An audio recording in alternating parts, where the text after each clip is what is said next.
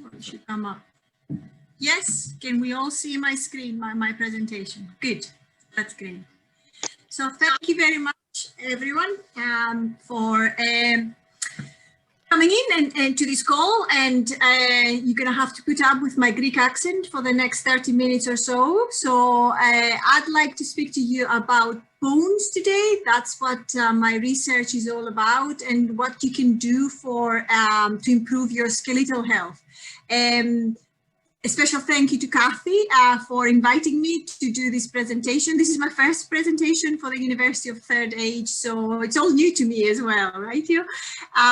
As Kathy said, I can't remember if she said it, that obviously we are recording this. She did say it. We're recording this lecture, and the recording will appear on the University of Third Age website. And if you've got any questions, please write them on the chat function, and I will try my very, very best to reply to those at the end of the session. So I guess you don't need me to say this, but I will say it. Life in your years requires more than just stamina and energy. It requires strength and balance to make you feel confident in all the activities that you do or you want to do. And it's never too late to be able to do all these activities that my funny pictures can show you here. So it's never too late to have fun, like the lady in the middle picture with your grandchildren. It's never too late to become a kindergartner, should you wish to be so. It's never too late for you to be jumping up and down your bed if that's what you want to do, without the fear of falling down and breaking a bone. So it's never too late to be active and do something about your physical activity. So what happens to our body as we age, as far as physical activity and strength and balance is concerned? Strength and balance ability changes over the life course. During the first couple of decades of our lives, it increases exponentially. During adulthood, it remains more or less the same, so it plateaus. And then during older life, it seems to diminish, naturally diminish. However, there's a number of events that could change that trajectory of decline with aging.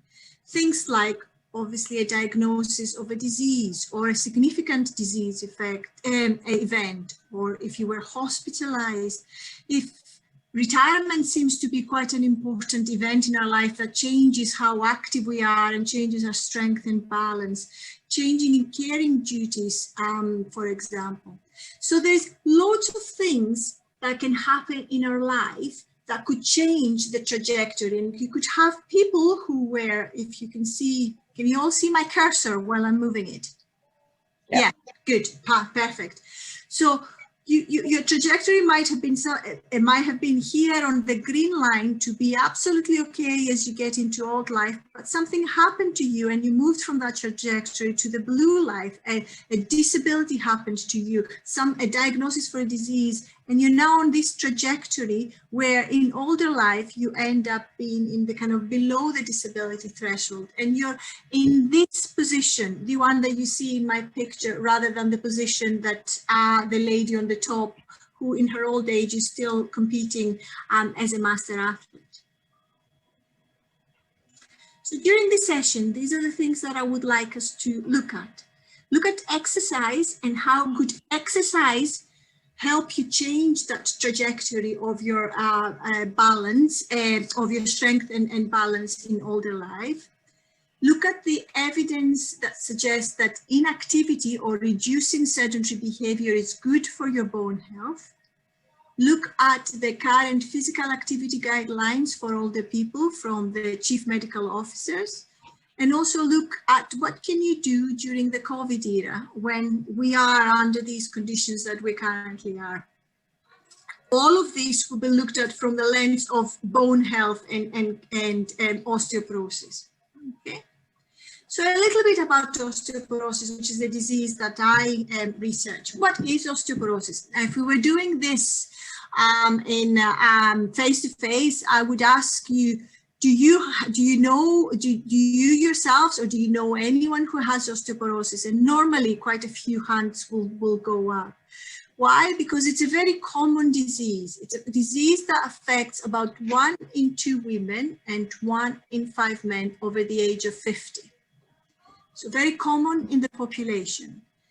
And what does it do to the body? It creates fragile bones that can be very painful and debilitating, and sometimes can cause fatal fractures, particularly in the wrist, the hip, and the spine.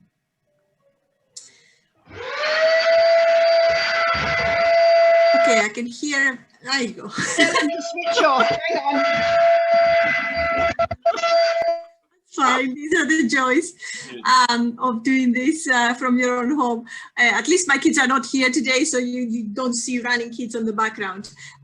So yeah, so what I was going to say is osteoporosis is a big kind of, it's one of those silent diseases that sometimes you don't know that you've got it, and then you have a wee slip on the icy pavement, and instead of falling down and getting a bruise, you get a broken hip.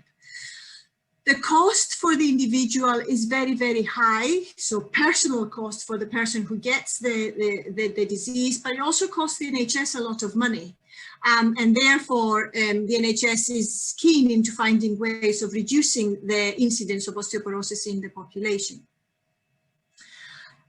From your point of view and from my point of view, I think it's the personal burden on the individual that's quite interesting and quite kind of moving, and we need to pay more attention to, not just the numbers and the stats or how much it costs the NHS.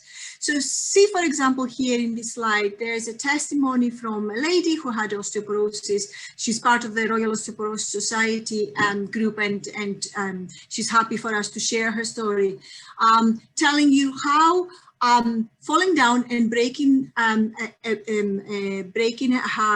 hip had an immense effect on her life and what she was willing to do after she had her first broken hip, and even or to be more precise, what she wasn't willing to do, how she restricted her daily physical activity after her first hip fracture, and how she almost restricted completely her physical activity and her ability of what she was able to do after her second hip fracture, mainly because of the fear of another fall and another fracture. And I know we talk about osteoporosis as a disease mainly for women, but it is a disease that is prevalent in men as well. 1 in 5 men over the age of 50 will get an osteoporotic fracture at some point in their life. And men are also affected by the disease in a very similar, psychologically, in a very similar way that they would be women are affected. So here are some testimonies from men who have osteoporosis and how they feel about their disease, and how is it's limiting what they can do in their everyday life, and how it's making them feel about it. So that's an important aspect of the disease that's often forgotten. And the majority of the reason why people don't feel confident to go out and do physical activity is this fear of falling that we hear over and over again.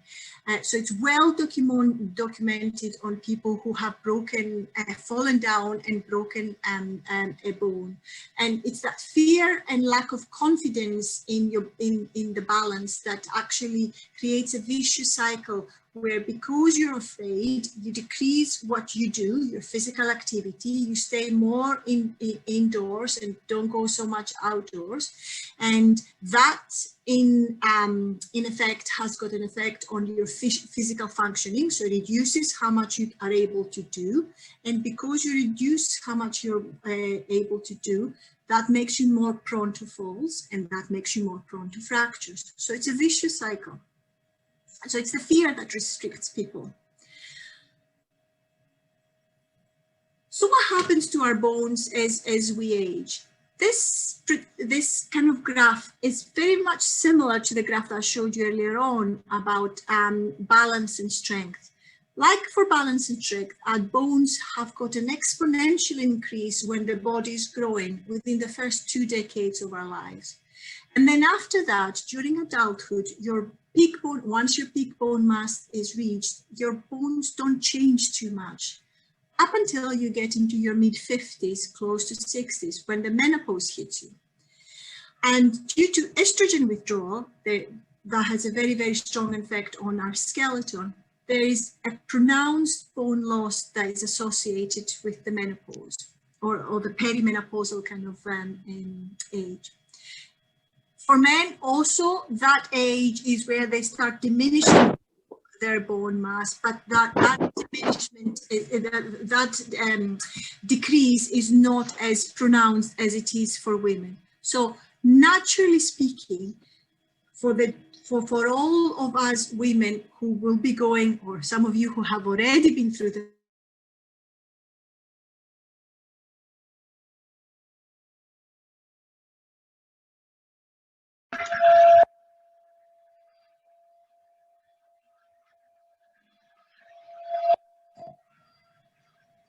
how can we prevent rapid loss of bone? Is there anything that you can do to prevent rapid loss of bone and so that you don't end up with osteoporosis? This is what happens to the bones that become osteoporotic. Look at the picture on of the normal bone and look at the picture on the other side of the osteoporotic bone. What you can see is that for those people who've got osteoporosis, there is less bone in total, less quantity of bone, but also the quality of the bone is poor. So there is more holes inside the bone than there would be in the normal bone. So what happens with osteoporosis, effectively, you turn from a crunchy to a Maltesers, to put it in simple terms. So if you ever had a crunchy bar, you would know that it's difficult to break. That's what a normal bone should be. But when you have osteoporotic bones, it's easy to break, like it would be to squash a Maltesers little ball.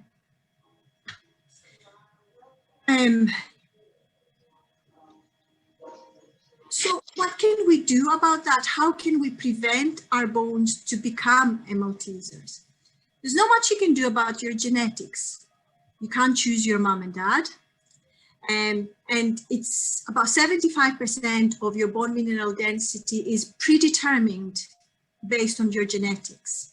So this is why if your grandmother or your mother had osteoporosis, you have higher chances of getting osteoporosis yourself. Can't do much about your genetics. There's not much you can do about your hormones either. As we get older and women go through the menopause, the estrogen levels will go lower. There's perhaps pharmacological ways that you could boost up your estrogen levels, but that's another kind of discussion. But in normal terms, your hormones will change as you age. But there is something you can do with lifestyle. There is something you can do with good diet and physical activity. And for the purposes of this presentation, I'm going to concentrate just on the physical activity side of things. Let's look what happens. Let's have a look at what happens to the body when you take physical activity completely out of the equation. So there have been studies like this one where they get people to lie down for 12 weeks, so complete immobilization, and measure their bone mass and what happens to the bone mineral density. Okay, and there is other studies like this one where we have evidence from people who go on space flights where gravity is taken out of the equation. Gravity is a major contributor to the weight bearing of your bones. So if you take gravity out of the equation, because you are completely immobilized and you're lying down in a bed for a long period of time, or because you're on the Challenger or you're on a space flight, then what happens is there is a rapid loss of bone mineral density of your bones. So your bones deteriorate very, very quickly. That study on the top, 12 weeks, so 3 months of lying down, equated to 3 to 5% of loss in bone mineral density, which in effect, it's the equivalent of 10 years of normal aging. So very, very rapid loss of bone when we do nothing.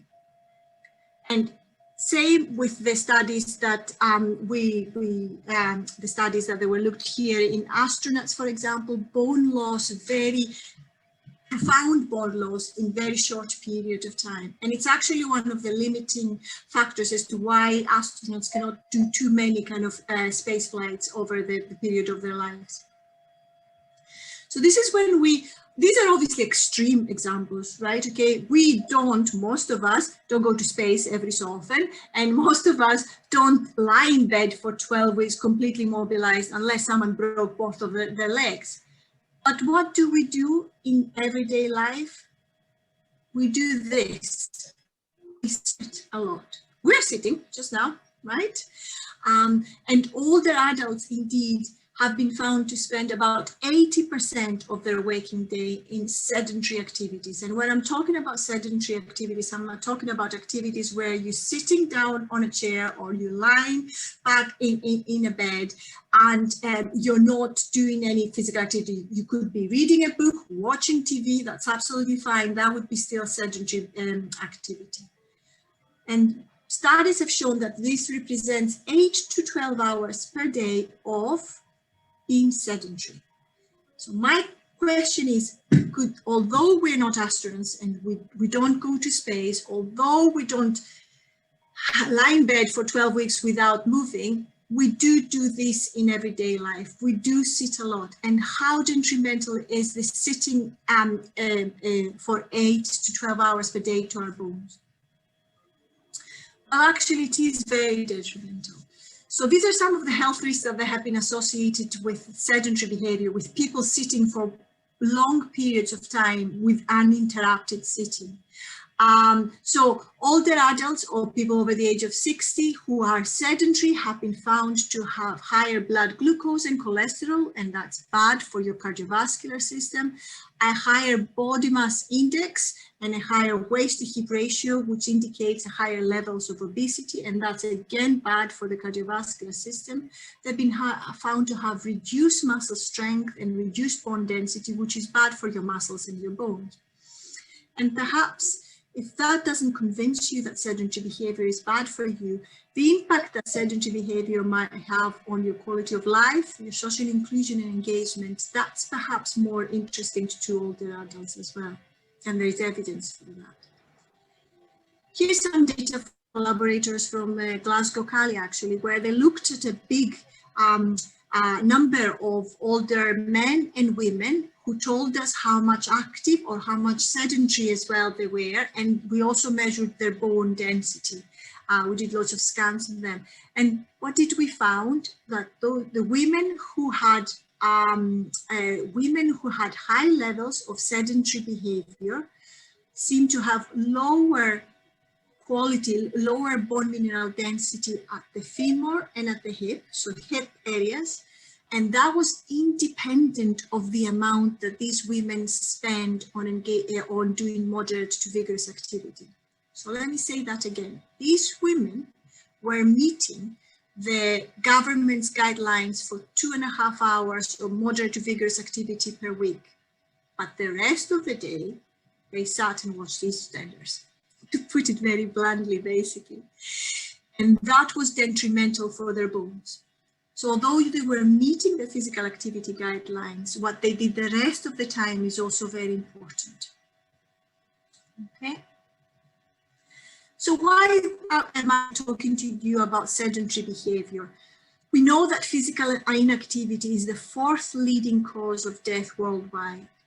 And this has been looked at by the CMO guidelines as well. They were updated in 2019. I was part of one of the working groups working at older adults, updating the guidelines for the government as well.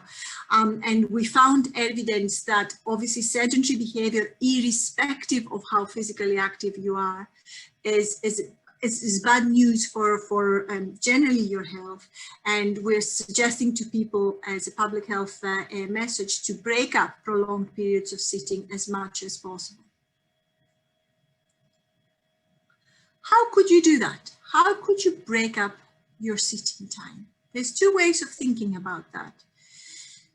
Either you think, well, I should reduce the total time that I'm sitting. So instead of watching 3 hours of TV, I'm going to watch 1 hour of TV today. Or you could think, you could think about breaking up the periods of sitting. So instead of watching 3 hours without a break of TV or watching my Strictly Come Dancing without moving from the sofa, I am going to break up that time. And every 30 minutes, I'm going to stand up. So break up the periods of sitting or your sitting bouts. So here's a study that a PhD student from GCU did, looking at over 10 weeks. She worked with people in sheltered housing accommodation around Glasgow. So over 10 weeks, she asked those people to add 10 to 15 sit to stands, and a sit to stand is shown in your picture here. So just moving up to your chair and standing up. So 10 to 15 of those per day. And that was enough to improve certain indices of functionality that she was measuring. In sheltered accommodation, so these are people who have moved from free living into sheltered accommodation. However, and so therefore they tend to be slightly more inactive or more sedentary than perhaps you lovely people who still live completely independently in the community. But it kind of indicates the point here. I'm going to stop talking, sorry, about sedentary behavior, and I'm going to move to physical activity, because I would like to also reiterate, so sedentary behavior is one thing, reducing how much we sit and breaking up long periods of time. So that's one thing. And the other thing that's also important is meeting our physical activity guidelines. So physical activity overall for adults and older adults has got many health benefits. Some of those are indicated in this slide here and can have quite a profound effect on health in general. And you can see the effects here. So what are the current recommendations for the UK? As I said, they were updated in 2019. So we are advocating that everyone should do at least 150 minutes of moderate intensity activity per week. That's 2.5 hours per week of moderate intensity activity. How do you know that you're doing moderate intensity of activity? It's when you are slightly out of breath when you're walking, that kind of thing. So they should be doing that. And on top of that, you should also, which is important for bones, build strength to keep your muscles and your bones and your joints strong at least 2 days a week. So 2.5 hours of being moderately active, and on top of that, 2 days a week of some strength type of activities. Some of them can be as simple as carrying my heavy bags from the supermarket up and down the stairs, if you don't want to go down the gym way. Okay. Build your strength with at least 2 days a week of strength type of activities, and 2 days a week as well, improve your balance by activities that they challenge your balance, and I'll come back to that later on. And of course, the bit that I was talking before, minimize your sedentary behavior by breaking up long periods of inactivity.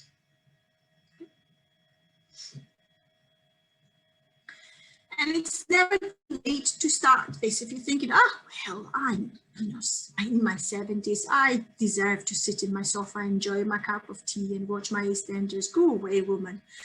Well, it's never too late to kind of start being physically active.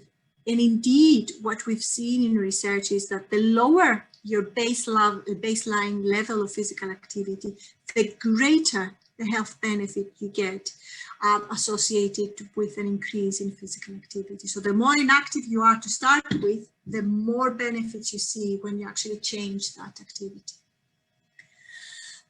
For example, there was a study of 12 weeks, 3 months of a high intensity strength training in people over the age of 90, and they managed to double their strength over those 3 months of training.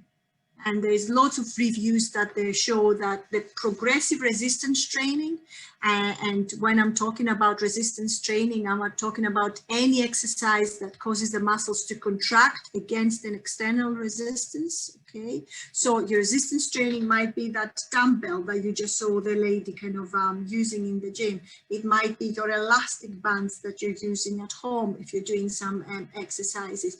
It can be even carrying your grandchild, carrying your grandchild in your arms from A to B. carrying your shopping from the supermarket to your house. That type of training improves strength and function and actually reduces pain as well. I am, of course, not asking those of you who are used to sit 8 to 10 hours per day to go and run a marathon straight away. That would be silly of me to ask, and then it would be silly of you to do as well. So it's a gradual achievement to those guidelines. So if your starting point is down here and you are very sedentary, then the first step for you would be to get moving. See how you get on with that. And if you enjoy moving around your house, then move a little bit more. Get out of the house and try some more movement outside the house. Once you've accustomed yourself to that level of activity, then move on further and more regularly and frequently. And once you've achieved that, then you would be on a good way to meet the guidelines of 2.5 hours of moderate to vigorous physical activity per week. Do you understand what I'm trying to say here? So it's a gradual increase. I'll give you an example, for example, if I may give you an example. So during lockdown, how many people were aware of Joe Wicks and the exercises that he was doing for free? Loads of people were, and they were fantastic. And you know, he got his recognition from the Queen for doing that for the nation, etc. That's absolutely fine. He also was the cause for a lot of referrals to physiotherapy from older people who tried to do his exercises. He was very enthusiastic. They were in it. They wanted to do it with their grandchildren, but it was a bit too much for them. So it's okay for people who can do that. So if you've never done a plank before in your life, then starting to do a plank for 45 seconds is quite a big ask. Do you see where I'm coming from? So what type of exercises are best for bone health? So this slide shows you summarizes some of the data that we've got from different studies. So 43 randomized controlled trials with a vast amount of participants in them. So different researchers have looked at different combinations of exercise. What is the best way of improving your bone health? And they all have some merit. The ones that they are more effective are those who challenge your skeleton, and they're weight-bearing type of exercises, and they challenge your skeleton. So jogging or jumping, for example, strength training that I was talking to you earlier on. Things like single leg standing, for example, which you can easily do at home. Hold on to your kitchen counter and do single leg standing. Do that while you're brushing your teeth, for example. Things that simple exercises that you can incorporate in your daily life can have a profound effect on your bones and on your strength and balance as well. I should say as a disclaimer here that quite a few of those exercise studies did find that there was an increase in falls. People became more confident in what they could do at the end of the exercise trials, and therefore became more adventurous. And if you become more adventurous, then you might increase your chance of kind of falling. So if you're running to catch the bus, then you know there might be the chance that you might fall. So those the previous slide was exercise for increasing bone mineral density, for improving your bones. There's other exercise programs that they're more targeted to reduce your chance of falling, because if you reduce someone's chance of falling, then you reduce their chance of falling down and breaking a bone.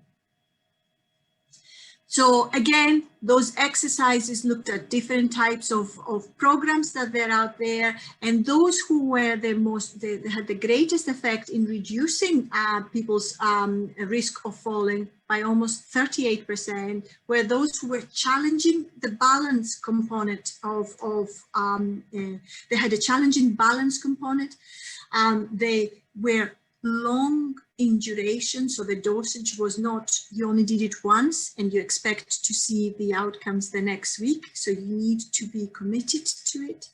And there was a progressiveness, so they started with easier and then it became a little bit more difficult and a little bit more difficult, challenging. They didn't include any walking programs. Actually, walking is an interesting one. I'll speak to you about walking in my next slide, as far as bone health is concerned.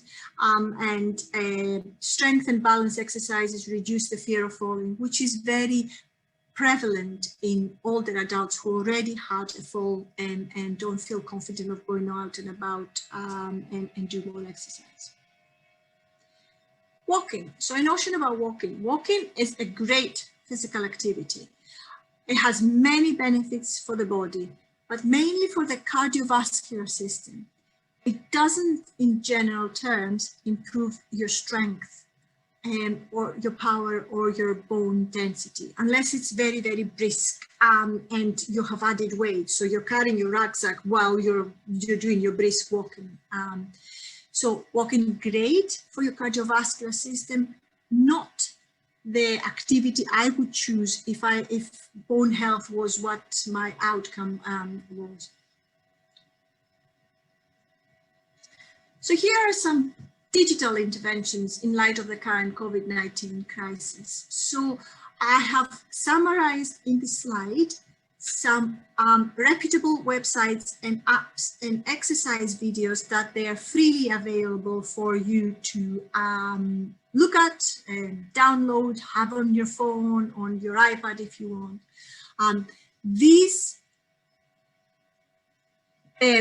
sources that I've got here are based on evidence-based exercise programs. So they're not your Joe Wicks type of activities. They are targeted for older adults, understanding the needs of older adults. And they've come from big research projects. So there is a scientific standing for the efficacy of those kind of programs as far as strength and balance is concerned. So exercise videos from the later life, for example, let me show you. This is an example. So I've accessed these a couple of days ago from my Facebook, but you can access it by Facebook and also YouTube as well. So Make Movement Your Mission started on the first day of lockdown by the later life training people. The later life training is led by Don Skelton, who works at Glasgow Caley University. And what they decided to do to help their audience is to provide free movement snacks, 3 per day, one at 8 o'clock in the morning, one at noon, and one at 4 p.m. in the afternoon, where you can log on to your Facebook and, for half an hour and do a few exercises, and the instructor is there live. So you can also interact by the chat and that's happening underneath on Facebook. So I would suggest you have a look there. It's a great resource and it's going and it's free of charge and anyone can join at any time. If you'd rather work at your own pace, for example, this is another great resource from the Royal Osteoporosis Society. These are pre-recorded exercise sessions, so you can start and stop them as you see fit. And these are exercises that will help with your bone and muscles and strengthen your bone and muscles, and you can do from your own living room. Okay, you don't require any specific equipment. Same goes actually, if I should say that you can do all of the exercises that the later life people are advocating from the comfort of your own living room. You don't require any specialized equipment. So this is my last lecture, my last slide. What I want to leave you with is that it's never too late to start exercising and do something about your physical activity. Pain is never good, so don't do activities that they cause you immense pain. You're doing something wrong if there's immense pain there, but a little bit of muscle soreness is good. It means that your muscles have worked So for example, if have you been moving up and down your stairs, you'll know what I mean. If you've been kind of taking things up and down the stairs too many times during the day, then at night when you're sitting down, you can feel those muscles on your thighs burning a little bit. Well, that's good. That means that your muscles on your thighs worked. But I wouldn't expect you to have intense pain all over your body. You are doing something wrong if that's the case.